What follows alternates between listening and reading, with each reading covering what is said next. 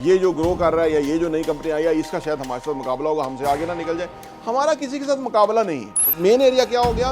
Customer. और customer भी दो तरह के होते हैं, एक इंटरनल कस्टमर होते हैं, एक एक्सटर्नल कस्टमर होते हैं। अब कंपटीशन तो ये होता है कि आप ज़्यादा से ज़्यादा फायदा दें, ठीक है ना। हमारे यहाँ क्या करते हैं, वो एक एसोसिएशन ही बना लेते हैं कि भाई इससे नीचे कोई बेचेगा नहीं।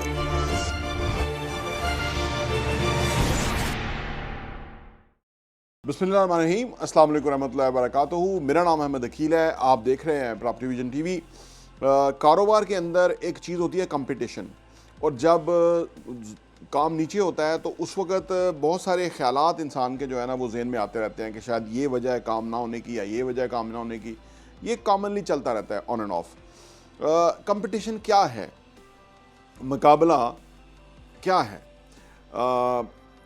बुनियादी तौर पे हर कोई ये सोचता है या ये ख्वाहिश करता है, ये ड्रीम करता है कि वो मोनोपोली के अंदर हो, कंपटीशन ना हो। लेकिन ये चीज़ मुमकिन नहीं है। 8 अरब दुनिया है, 25 करोड़ आबादी पाकिस्तानियों की है, यानी आपको कंपटीशन नज़र आएगा। और ये बुरा नहीं होता, कंपटीशन बुरा नहीं होता। इसके ऊपर मैं बाद में बात करूँगा। पहले मैं बताऊँ कंपटीशन क्या होता है। दरअसल कंपटीशन, अगर आप सोचें ना कि कंपटीशन क्या है, कंपटीशन ये है कि आप एक काम कर रहे हैं, दूसरे ने भी आके वो बिज़नेस खोल दिया, तीसरे ने भी बिज़नेस खोल दिया। अब एक इंसानी अकल ये समझती है कि शायद जो मेरा कस्टमर आ रहा था ना वो उसके साथ शेयर हो जाएगा और उसके साथ शेयर हो जाएगा और मेरा जो शेयर ऑफ द बिज़नेस है वो कम हो जाएगा। बेसिकली ऐसा होता नहीं है। हम तो आप देखिए कारोबार में बहुत पीछे हैं। यानी आप देखें सिंगापुर जैसा छोटा सा मुल्क कारोबार में कितना आगे है। 60 लाख की उनकी आबादी है और 350 बिलियन डॉलर की उनकी एक्सपोर्ट्स हैं। पाकिस्तान की 25 करोड़ आबादी है, 1 करोड़ भी वो पूरा नहीं है। पाकिस्तान की 25 करोड़ आबादी है और हमारी सिर्फ 35 बिलियन डॉलर। मुलाजमों का मुल्क है, मुलाजम बादशाह बन जाता है और उसको पता ही नहीं होता बिज़नेस का क्या है। वो बस कहता है मैं जो कह रहा हूँ वो सही है, मैं ही अकले कुल हूँ, मैं ही जो है ना वो सारे अल्टीमेट पावर्स का मालिक हूँ और बस मैं हूँ, मेरे ही आने जाने। देखो दुनिया इस तरह नहीं चलती। दुनिया चलती है कि आप एक बिजनेस एनवायरनमेंट क्रिएट करते हैं, आप स्पेस देते हैं, आप लोगों को काम करने का मौका देते हैं। जो लोग ये कहते हैं ना कि पाकिस्तान में कंपटीशन है, भाई कंपटीशन होता तो हम कम से कम 350 बिलियन डॉलर तो एक्सपोर्ट्स करते ना हम। इसका मतलब है कंपटीशन ही नहीं है, हम कुछ भी जो है ना वो दुनिया को नहीं भेज रहे, फ़र्क नहीं पड़ रहा। कंपटीशन का जो जहन को ऊपर, असल में हमारा जो जहन है ना वो डिज़ाइन इस तरह से हुआ है, जिस भी चीज़ को आप बड़ा कर लेना वो चीज़ इतनी बड़ी हो जाती है कि आपकी मत मारी जाती है। बाकी कुछ भी आपको हकीकत नज़र नहीं आ रहा, बाकी कुछ भी आपको समझ नहीं आ रहा होता, आप बिल्कुल उसी को फोकस करना शुरू कर देते हैं। क्लासरूम में जब कोई हमें लड़का बुरा लगता था तो वो हर हरकत उसी लड़के की हो रही होती थी और हमें वो बड़ा इरिटेट होता था हम कि भाई ये क्योंकि वो हमने उसको बहुत बड़ा जेन में कर लिया था। इस तरह मैं जॉब में गया तो वहाँ भी कुछ लोग आपको इरिटेशन दे रहे होते थे, असल में वो दे नहीं रहे होते, हम ले रहे होते हैं। हम उसको एक ही नज़र से देख रहे होते हैं। कंपटीशन को भी इसी तरह हम एक नज़र से देख रहे हैं, उसके बहुत सारी नज़र नहीं है, उसकी बहुत सारे जो पहलू हैं उसको नहीं देख रहे। अगर ये दुकान खुलेगी वो दुकान खुलेगी तो वो उसका भी कोई ग्राहक आएगा और उसका ग्राहक भी छूट के हमारे पास आ सकता है, ठीक है ना। तो ये तो कंपटीशन की सी बात हो गई। अब जो असल में बात करनी थी कि कंपटीशन का क्या करें, कैसे बचें, कंपटीशन में से अपने आप को आगे कैसे लेके जाएं। देखिए जी, दुनिया के अंदर जो 8 अरब आबादी है ना, हर एक का जो डीएनए वो मुख्तलिफ है, आई बॉल मुख्तलिफ है। इसका मतलब है कि तमाम को अल्लाह ताला ने यूनिक पैदा किया है और जो हम जो भी करते हैं ना वो अपनी नोयत का मुख्तलिफ ही होता है। हर बंदा, एक ही घर के अंदर 5 भाई हैं और 5 भाई एक से नहीं है, मुख्तलिफ हैं। इसका मतलब है कि अल्लाह ने बड़ी इसके अंदर मुख्तलिफ डाइवर्सिफिकेशन रखी है, अगर हम उस तरह से गौर करें तो, ठीक है ना। जब आप अपने कारोबार में क्रिएटिविटी लेके आएंगे, पैशन लेके आएंगे, कंसिस्टेंसी लेके आएंगे, आप अपने बिग ड्रीम्स लेकर के आएंगे, आप अपने कारोबार के अंदर कस्टमर के लिए फैसिलिटीज़ और बेनिफिट्स लेकर के आएंगे, आप अपने एम्प्लॉइज़ के लिए कोई स्पेशल जो है ना वो सोच विचार करके उनके लिए रिटेंशन का एक प्रोग्राम लेकर के आएंगे, आप अपने जिनसे हम माल लेते हैं उनके साथ कोई डिफरेंट रवैया अख्तियार करेंगे। यानी ये सारा साइंटिफिक होना चाहिए, सारा इमोशनल बेसिस पे होना चाहिए और सारा लॉजिकल और नफ्सियाती बुनियादों के ऊपर होना चाहिए। तो कितना सारा काम करने के लिए है, गाहक को लाने के लिए। हम असल में ये नहीं कर रहे होते और हम सिर्फ एक ही चीज़ को, कंपटीशन को हाईलाइट कर रहे होते हैं कि वो बहुत बड़ा है, और इसके मुकाबले में जो ये कर रहा होता है ना, ये सारी चीज़ें मैंने बताई हैं, वो ज़्यादा बिजनेस कर रहा होता है, वो ज़्यादा सेल उठाता है, उसके पास ज़्यादा कस्टमर आता है। तो इसका मतलब यह है कि हमारा फोकस जो है वो बजाय कि कंपटीशन के ऊपर सारा वक्त ये देखने में होना हो कि वो उनका काम बहुत चल रहा है, हमारा नहीं चल रहा, हमारा फोकस होना चाहिए कि हम अपने काम में क्या जिद्दत लेके आ सकते हैं, क्या नई इनोवेशन लेकर के आ सकते हैं, कई क्या नई नीश है हमारे काम के अंदर। एक बंदा इतना बड़ा तो नहीं हो गया ना कि वो सब कुछ ही वो जो है ना उसने लपेट लिया है।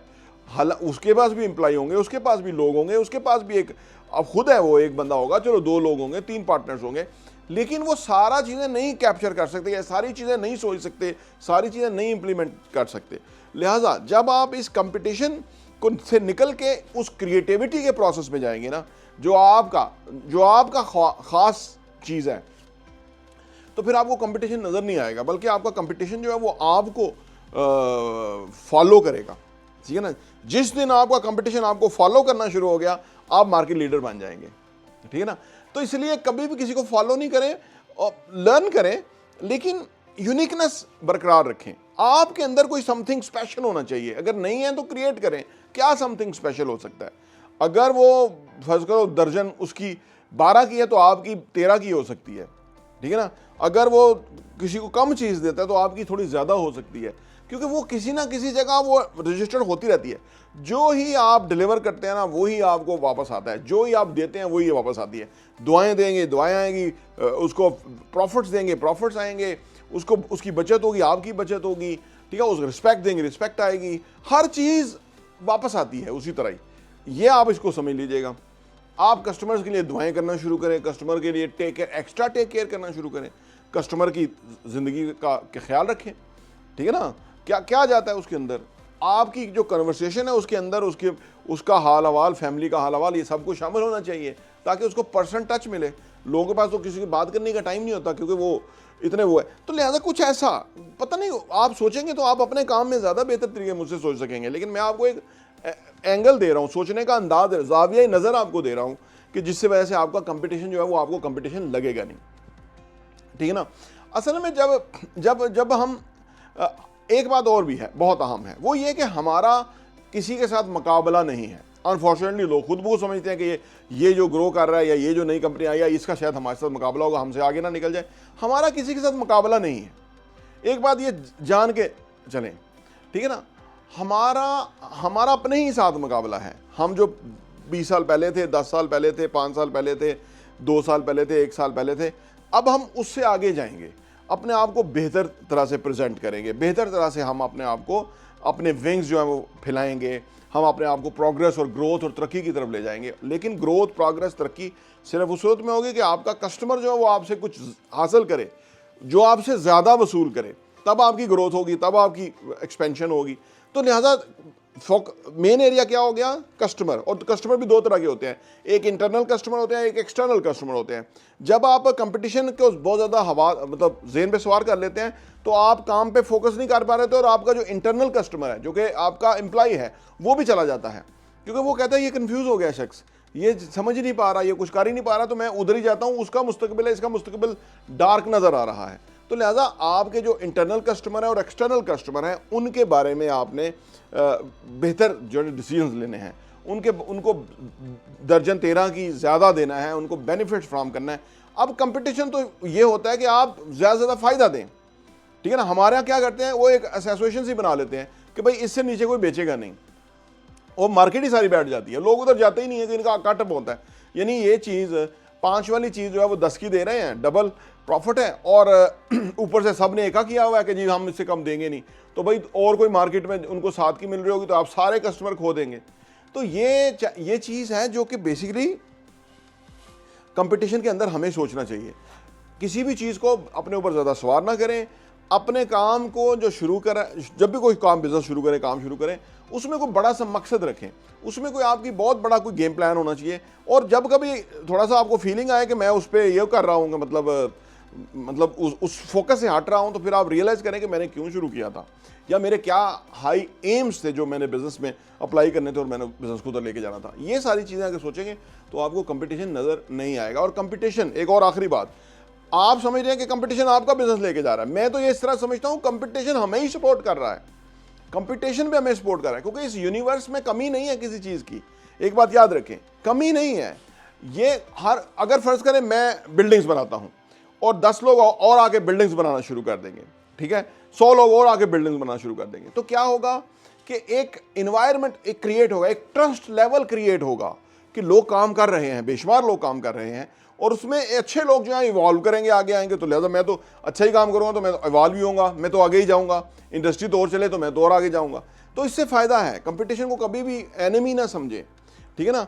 असल में एनिमी जो है वो हम खुद अपने हो जाते हैं, कि जबकि हम हमारे सोचने के अंदाज पुअर हो जाते हैं, ठीक है ना। जो ही हम परसीव करते हैं वही हमारी रियलिटी है, ठीक है ना। तो अपनी परसेप्शन अच्छी रखें, आए उसको मुबारकबाद दें, उसको बिठाएं, उसे कहें ये करो ये करो ये करो, तुम्हारा फ़ायदा होगा, उसको फ़ायदे की बात बताएं, ठीक है ना। इससे आपकी एक वर्किंग अंडरस्टैंडिंग क्रिएट होगी। जब आपकी वर्किंग अंडरस्टैंडिंग क्रिएट होगी तो आपको उससे फ़ायदा होगा, उसको आपसे फ़ायदा होगा। और ज़िंदगी में हम फ़ायदा लेने के लिए आए हुए हैं। अगर आप कोई सोचता कि मुझे ही फ़ायदा हो तो दूसरे को फ़ायदा ना हो, तो वो नहीं हो सकता। ये चीज़ चलती नहीं है, ये राइज ही नहीं है दुनिया के अंदर, ठीक है। तो इस यूनिवर्स में कमी नहीं है। अभी बुर्ज खलीफा पाकिस्तान में किसी ने नहीं बनाया, मैं बनाऊंगा इंशाल्लाह ताला, क्योंकि वो बहुत बड़ी एक जो नीश मौजूद है, बड़े प्रोजेक्ट्स की नीश मौजूद है, कुछ नया करने की नीश मौजूद है। तो लिहाजा हमें वो सोचना चाहिए। जब हमारे अज़ाइम इतने बड़े होंगे कि बुर्ज खलीफा पाकिस्तान में नहीं बना, तो इसका मतलब यह है कि वो तो उधर तो कोई सोच ही नहीं रहा, नीचे नीचे सारे सोच रहे हैं। क्योंकि कायद-ए-आज़म मोहम्मद अली जिन्ना ने फरमाया था कि there is always no competition on the top. Competition तो नीचे नीचे होता है, ऊपर अगर आप देखें तो कोई मुकाबला ही नहीं। तो आप ऊपर निकलें, जब आप देखें कि नीचे एक से ही लोग मक्खी पे मक्खी मार रहे हैं, तो आप कोई नई चीज़ करें, डिफरेंट करें और उनसे ऊपर हो जाएं। जब ऊपर हो जाएंगे तो वो सारे आपको फिर फॉलो करना शुरू हो जाएंगे, या कम से कम वो जो मार्केट है उसके अंदर अच्छे जो यानी अच्छा कल्चर डेवलप हो जाएगा, लोग अच्छा देना शुरू हो जाएंगे, लोग रिस्पॉन्सिबल हो जाएंगे, लोग ऑनेस्ट हो जाएंगे। क्योंकि वो compete कैसे करेंगे? अगर बेईमानों की मार्केट है, उसमें एक ईमानदार आ गया, तो वो तो ईमानदार तो तेज तरक्की करेगा, और बेईमान जो है वो तो बैठे रहेंगे। तो लिहाजा उनको भी ईमानदारी का मुजाहरा करना होगा कि भाई इधर रवाज जो है वो चेंज होगा। तो अच्छे रवाज डालें, चीज़ों को अच्छा करें, आपको कंपटीशन ही फील होगा, आपका बिजनेस बहुत ग्रो करेगा। आखिरी बात, बिजनेस और लाइक गेम है, जिस तरह से क्रिकेट गेम है ना, टेस्ट मैच में आप देखा अभी बाबर आजम नहीं चल रहा, अभी वो हमारे स्पिनर आगे चल गए। तो ये बेसिकली हर कोई हर वक्त नहीं खेलता, या हर वक्त फॉर्म में नहीं होता, या हर वक्त परफॉर्म नहीं करता। करना तो वो चाहता है। तो बिजनेस में भी इस तरह होता है, कभी हमारी परफॉर्मेंस नहीं हो रही होती। जब हमारी परफॉर्मेंस नहीं हो रही तो उस वक्त बेस्ट टाइम होता है कि हम अपने सिस्टम को देखें, हम अपने ऊपर काम करें, अपनी इल्म, नॉलेज, एबिलिटीज, स्किल्स बढ़ाएं, अपने आप को वो शार्पिन द सा जिसको कहते हैं ना, वो आरे को तेज़ करना, वो करें। क्योंकि हम वो आरा जो ना वो सही काटता नहीं है। वो लकड़हारे की मिसाल सुनी हुई है ना, एक लकड़हारा था जो कि जंगल में गया एक बंदे के साथ पास कि भाई मुझे काम दे। उसने कहा ये दरख्त काटना शुरू करो और पर दरख्त आपको जो है वो फर्ज करो 1000 रुपये मिलेगा। पहले दिन उसने 4 दरख्त काट दिए, दूसरे दिन बमुश्किल 3, तीसरे दिन 2, फिर 1 भी नहीं। इस तरह होना शुरू हो गया। तो उसने उससे पूछा कि तू पहले दिन तो बहुत परफॉर्मेंस की बात में नहीं की। उसने कहा पता नहीं, मैं पहले तो बहुत तेज़ था। तो ये पता लगा कि अगर वो अपना जो आरा था, वो जो जिसे काटता था दरख्त को, उसको वो तेज़ी के साथ, या दूसरा वो मोटर वो आरा तेज़ करते हैं ना, अगर वो तेज़ कर लेता तो वो रोज़ के 4 ही दरख्त काट सकता था। लेकिन उसने वो किया ही नहीं, बस वो उसी से ही काट रहा था। तो एक वक्त आया कि उसके जो आगे काटने वाली जगह थी वो ख़राब हो गई, रफ़ हो गई, उस वजह से काट नहीं पा रहा था, ज़ोर ज़्यादा लग रहा था।